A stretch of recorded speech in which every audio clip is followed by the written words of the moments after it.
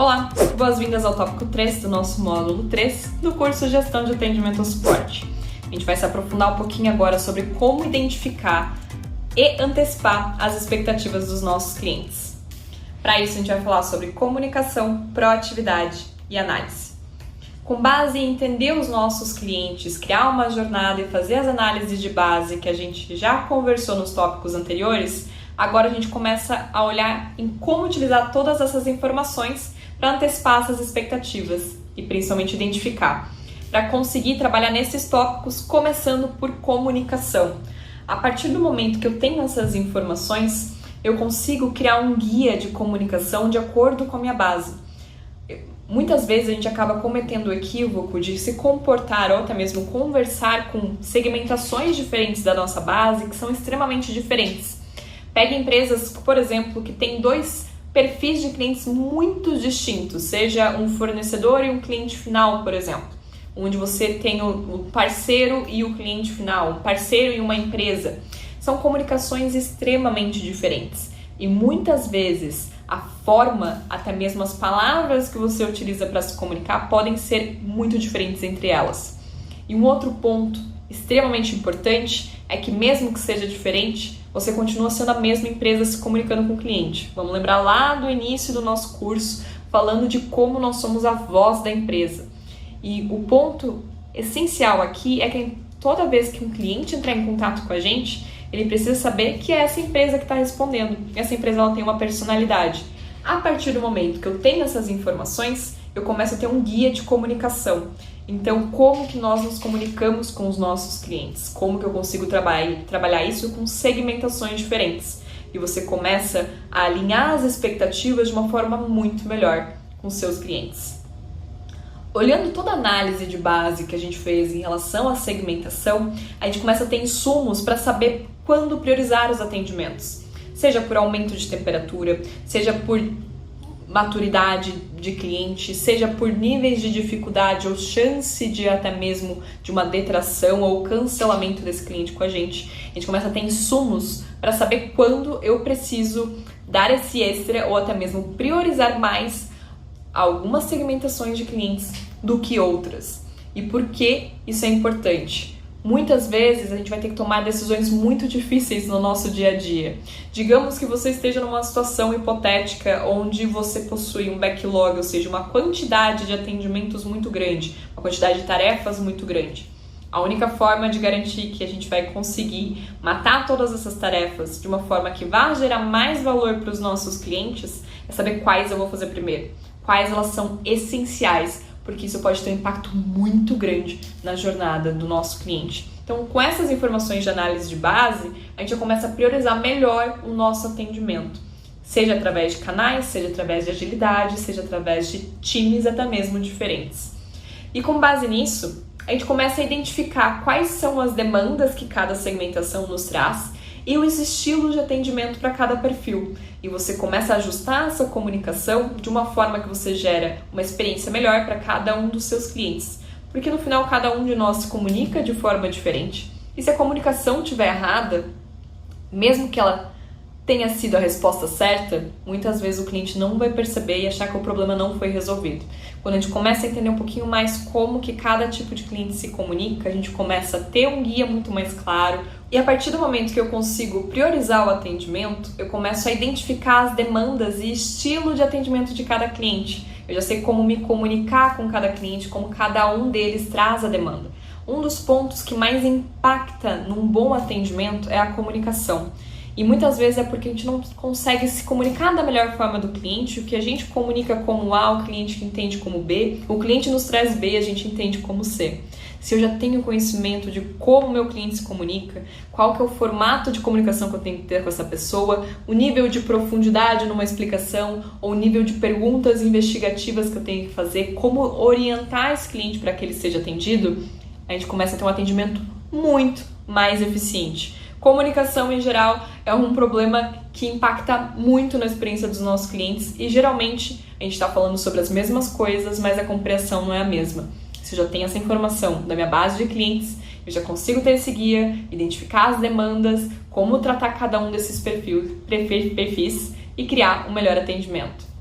Beleza, a partir do momento que eu resolvo a parte de comunicação, a gente começa a entrar numa parte de proatividade.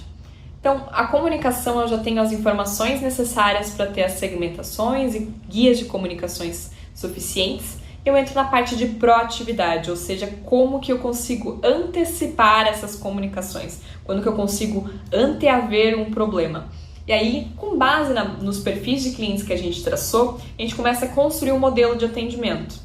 Com o modelo de atendimento, eu consigo entender exatamente quando que eu preciso, com base na jornada dos clientes, entregar cada um dos conteúdos, cada um dos toques, cada um dos momentos de interação com esses clientes. Eu começo a ter proatividade. Uma outra forma de eu garantir proatividade e anteaver problemas com os nossos clientes é trabalhar muito bem com uma central de ajuda. Eu vejo a central de ajuda como um potencial gigantesco que é pouco explorado. Você quer um benchmark para a central de ajuda? Pense em Google, pense no algoritmo do Google. O quanto a gente às vezes negligencia uma central de ajuda e coloca as informações lá, construindo um texto sem escaneabilidade, construindo um texto sem pensar nas palavras-chave, como essa pessoa vai procurar ou até mesmo chegar até esse momento. O quanto ele de fato está explicativo, está acessível em termos de acessibilidade mesmo para pessoas que possam ter alguma deficiência, por exemplo, ou alguma dificuldade. A gente não pode negligenciar a central de ajuda, é uma das formas mais rápidas de garantir atendimento para os nossos clientes e para você conseguir construir uma central de ajuda que tenha o nível de profundidade necessário, você precisa conhecer os seus clientes. Existem clientes que vão querer um nível profundo, técnico muito mais alto. Existem clientes que vão procurar por problemas de negócio muito mais e você não precisa se aprofundar tanto nos detalhes. Então, criar artigos na central de ajuda é uma excelente forma de você ser proativo, anteaver problemas, mas eu vejo que aqui tem um ponto de atenção muito grande que muitas vezes as empresas acabam negligenciando e falhando, acreditando que apenas ter o conteúdo e a informação lá é o suficiente. Então, não é apenas criar uma central de ajuda, é realmente ter como benchmark como que eu consigo criar uma experiência boa aqui dentro também, porque ela é uma grande aliada que eu vejo que existem alguns pontos de otimização nas empresas. Você pode começar a promover webinars, por exemplo, com as dúvidas mais comuns. Então a gente falou muito ali de perfil do cliente, né? Conhecer o cliente, identificar os momentos de dificuldade, de insatisfação. Talvez seja nesse momento que você perceba nas suas análises, com as suas correlações, que tem um momento da vida do cliente que ele tem mais dúvidas sobre determinado assunto. E você pode aproveitar e criar uma recorrência, por exemplo, de um webinar, abordando esses pontos nessa fase de vida.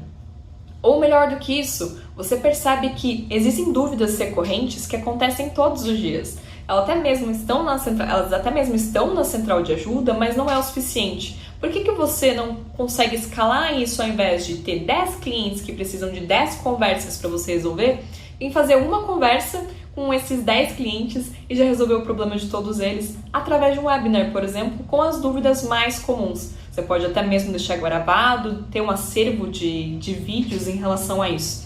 Então, a partir do momento que eu tenho essas informações, eu já consigo criar essa proatividade e promover isso no momento adequado da jornada por cada um dos clientes. Eu começo a identificar também uma forma de você começar a ser mais proativo no seu atendimento, é identificar padrões de dúvidas e evoluir em termos de produto. Então, como que eu consigo fazer isso? A partir do momento que a gente já criou ali os nossos princípios, o nosso atendimento, que a gente entende a importância da nossa área, que não é apenas resolver um problema por vez, se eu começo a perceber uma movimentação de clientes com dúvidas em relação a um determinado assunto, ou um momento da jornada do cliente que acaba acontecendo muito recorrentemente, de novas pessoas entrarem na empresa, como que elas conseguem saber para que serve a sua empresa, o seu produto, o seu serviço, a sua consultoria, como que você consegue trazer essas pessoas para o seu lado. Se você tem essas informações, você consegue melhorar o seu próprio produto, seja o seu serviço, seja o teu produto realmente físico, seja um software, para que você consiga melhorar essa experiência nesses momentos. E você começa a resolver problemas antes mesmo que eles apareçam e se transformem em problemas de verdade. Uma outra forma muito boa, e que todas essas formas proativas elas só existem porque a gente fez aquela análise de base antes, É uma comunicação, seja via in-app, que posta para quem trabalha com software, ou seja, colocar dentro do seu produto uma notificação lá dentro, seja através de e-mail, seja em uma ferramenta de conversa com seus clientes, Telegram, WhatsApp, enfim, qualquer tipo de plataforma de mensagens, você consegue trazer de forma contextualizada. Por quê? Se você tem as informações da jornada dos seus clientes, quais são as dúvidas recorrentes, ou até mesmo acompanhamento de pedido, eu já consigo enviar uma comunicação antes mesmo da pessoa pensar, poxa, onde é que está meu pedido que eu pedi e acabei de pedir nessa plataforma de e-commerce? Poxa, em que etapa do processo a gente está num processo jurídico, por exemplo? Poxa, como que está o andamento do status de uma consultoria que eu acabei de contratar? Você começa a antever esses problemas e perguntas que as pessoas tendem a fazer e já respondê-las antes mesmo. E a forma de conversas é muito efetiva, porque você consegue atualizar a pessoa de uma forma mega contextual.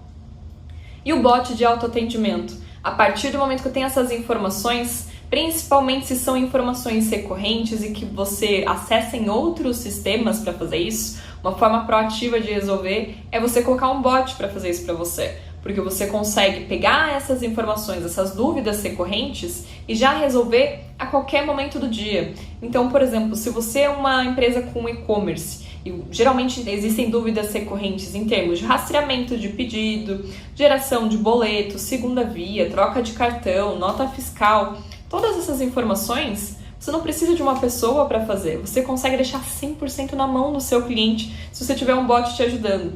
E aí você começa a resolver problemas muito mais rápido, você começa a deixar na mão dos seus clientes e você começa a criar uma experiência muito melhor, porque você não deixa o problema acontecer.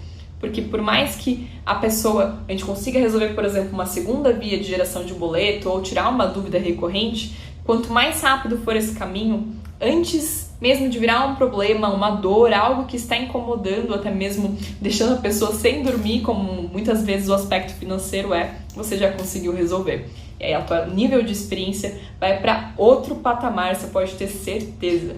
E análise. Como que eu consigo analisar que todas essas ações de identificar os momentos e ser proativo nesses momentos estão funcionando? Se eu não fizer uma análise disso, não vai adiantar em nada. Se eu tenho uma central de ajuda e não vejo se ela está ajudando, não vai adiantar em nada. Se eu tenho uma comunicação via mensagem e eu não vejo se ela está sendo contextualizada o suficiente resolvendo o problema, também não adianta. Se eu tenho um bot para me ajudar, eu crio um webinar para trazer as principais dúvidas, eu crio um curso para resolver as principais dúvidas e empoderar o meu cliente para conseguir adquirir meu serviço ou meu produto, e eu não vejo o quanto isso está sendo efetivo, de nada adiantou a construção desses materiais para ser proativo. Então a análise ela é extremamente importante e existem alguns indicadores que nos trazem isso, e principalmente quando a gente fala de gestão de atendimento e suporte, um indicador que eu vejo que muitas vezes ele não é levado em consideração ou é mal calculado é o indicador de deflection, ou seja, quantos atendimentos a gente deixou de ter, a gente não precisa mais ter com os clientes, porque esse problema já foi resolvido de outra forma. Então, poxa, existem N formas de você avaliar, por exemplo, se a tua central de ajuda está sendo efetiva ou não. Então, se eu publiquei um artigo lá dentro para resolver uma dúvida recorrente que estava no top 3 de todas as dúvidas que os clientes tinham, esse artigo precisa fazer com que o meu top 3 mude no mês seguinte, na semana seguinte. Caso contrário, a distribuição ou até mesmo a qualidade do artigo não está boa e eu não estou evitando de ter atendimentos, eu não estou conseguindo fazer com que o cliente se atenda sozinho. Então o deflection ele vai avaliar o quantos atendimentos eu deixei de ter porque eu consegui escalar essa informação, trazer de forma proativa antes de virar um problema. É uma métrica sensacional de ser analisada e ela precisa ser olhada com bastante cuidado e tomar cuidado para não se equivocar ao ponto de achar, por exemplo, que a desistência de resolução de problemas é realmente resolver para o cliente. Esse é um cuidado muito importante na hora de olhar para essa métrica. As dúvidas mais comuns, então, como eu comentei, eu tenho um top 3 de dúvidas. Se o meu top 3 é sempre o mesmo, eu não estou conseguindo ser proativo. E convenhamos, se meu top 3 é sempre o mesmo e ele não muda, a gente, além de falhar na resolução do problema, a gente está falhando em conseguir resolver isso de forma proativa. A gente está gastando dinheiro e tempo e principalmente inteligência do nosso próprio time para trazer coisas ainda melhores em relação à experiência, mas a gente precisa destinar esse tempo respondendo as mesmas dúvidas sempre. Número de chamados, então número de vezes que os clientes entram em contato com a gente por um determinado assunto ou problema é um excelente indicador, tanto para entender o que eu preciso trazer de forma proativa, quanto se as informações de forma proativa que eu estou trazendo de fato fizeram a diferença na vida dos clientes.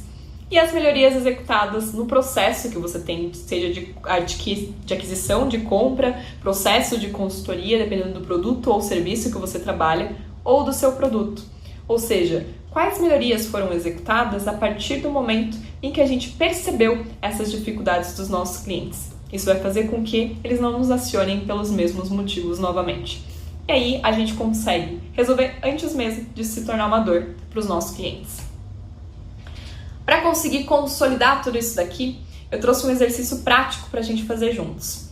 No mesmo pegada que a gente fez no início do nosso curso, lá no módulo 1, eu trouxe um formato para a gente começar a falar sobre as personas que a gente discutiu durante esse módulo 3, ou seja, como que a gente consegue criar no máximo 3 personas para a gente conseguir definir qual que é o tipo de atendimento, as análises que a gente vai fazer e quais são as antecipações de problemas que cada uma dessas personas vai ter. De novo, o limite são 3, não se atenham ao número, apenas o máximo para não ficar perdendo muita informação. E aí, com base nisso, nessas personas, você vai elencar as expectativas com base no nível de atendimento de cada uma dessas pessoas e você vai começar a priorizar com base no negócio da persona, você vai começar a priorizar com base no teu negócio a jornada. Então, por exemplo, se eu tenho 3 personas, qual que eu começo a desenhar a jornada primeiro? Priorize de acordo com o seu negócio, tem maior representatividade dentro da sua base de clientes. Para fazer isso, existem N frameworks, ou seja, N formatos de você construir uma persona. Eu escolhi esse daqui porque eu acredito que ele é uma forma muito simples de ser utilizada, que você consegue fazer a partir de agora. E ele tem os elementos principais, que é a persona, que vai ser o compilado de todo esse momento de construção, qual que é a personalidade dessa pessoa, quais são os interesses dessa pessoa, quais são as habilidades dessa pessoa, qual que é o nível de maturidade dessa pessoa, que está direcionado à tech, ou seja, tecnologia, mas dependendo do teu produto, do teu serviço, se existe uma necessidade de educação, isso precisa estar escrito aqui de quais conteúdos, a razão para comprar o seu produto e as razões para usar o seu produto podem ser diferentes. Eu gosto bastante desse framework porque ele consegue abranger vários tipos de mercado, talvez para algumas indústrias, alguns desses quadros vão ficar um pouquinho mais populados do que outros, mas essa reflexão vai conseguir te trazer as informações necessárias para saber como que eu consigo criar uma jornada legal para cada uma dessas pessoas, anteaver esses problemas, principalmente focando no tipo de pessoa, para acertar o canal de comunicação e o timing adequado na jornada. Façam esse exercício para você conseguir priorizar a jornada dos nossos clientes, e aí sim a gente vai conseguir tanto identificar quanto antecipar as necessidades e gerar uma excelente jornada para todos eles. Eu vejo vocês ao longo do curso. Tchau, tchau!